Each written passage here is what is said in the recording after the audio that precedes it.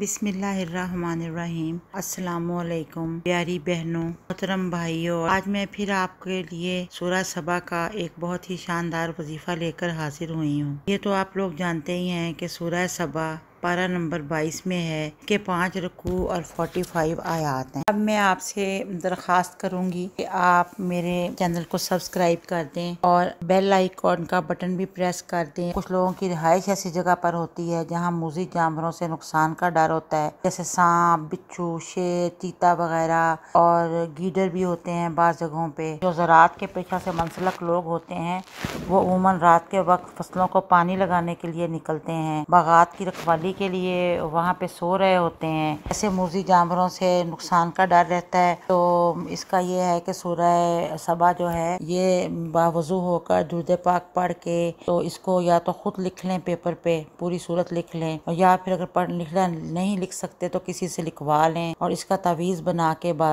के मोम जमा करके बाजू पे बांध लें। तो अल्लाह ताला इस सूरत की बरकत से जानवर जो होंगे दरिंदा टाइप नुकसान पहुँचाने वाले, ये उस इंसान से दूर रहेंगे और अल्लाह ताला अपनी रहमत से उस इंसान की हिफाजत करेगा। अल्लाह हाफिज। अब फिर दोबारा मुलाकात होगी इंशाल्लाह नेक्स्ट वीडियो में।